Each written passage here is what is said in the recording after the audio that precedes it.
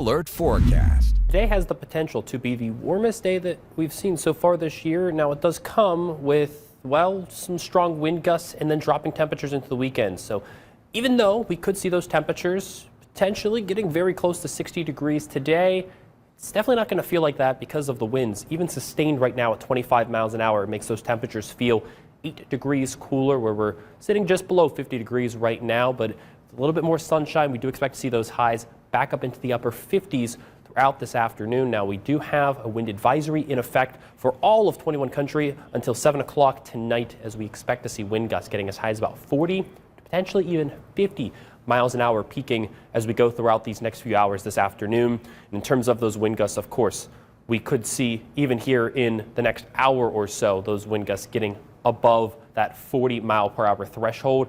But we will start to see them calm down throughout the rest of the night. Still going to be pretty gusty, between about 30, 35, maybe even right around 40 mile an hour gusts, even by tonight, dropping off to about 25 to 30 mile an hour gusts throughout the day tomorrow.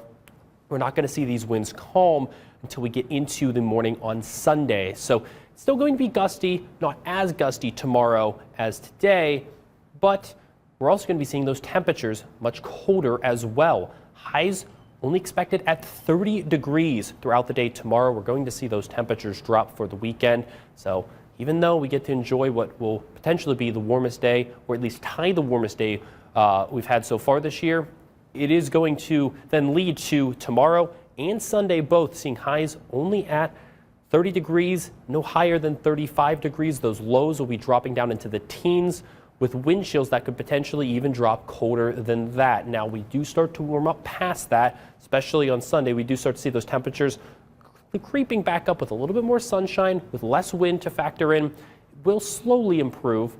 But then, even though we warm up into next week, I want to give you the first alert towards our next rain chance, which will also be the next time we see temperatures cool down as well. We could see a couple scattered showers arrive as early as about Tuesday morning, but then the main line of showers that we're expecting to see won't arrive until later in the day Tuesday, continue throughout the day on Wednesday.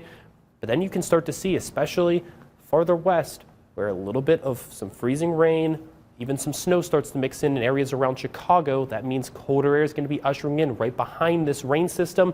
Could even mean that maybe one or two areas could get a little bit of some wet snow, maybe a rain snow mix towards the tail end of Wednesday going into Thursday morning, just because of the fact that we're going to be seeing those temperatures cool down. So even though we're going to see, again, potentially the warmest day so far this year, today we drop down into the 30s for the weekend, slowly build back up throughout the start of next week, highs in the 40s, potentially even back up into the 50s by Wednesday with those rain chances. And then we come crashing right back down by the time we get into next Thursday, as we see that system cross. Even again, on the tail end of Wednesday into Thursday morning, we could see a little bit of a rain snow mix.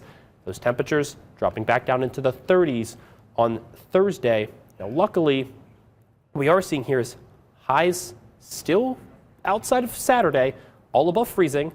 We're not seeing our highs dropping down into the teens. Now, lows have the potential to, but we're not really seeing that bitter cold that we've seen over the last 2 months creep up here. So if we're seeing the coldest conditions end up being the 30s, I do think we're getting closer towards that springtime season every single day. Yeah, you can definitely mark the transition. The bitter cold was definitely in the rear view mirror. We haven't had to deal with that in a little while now, although we got very good at it, right?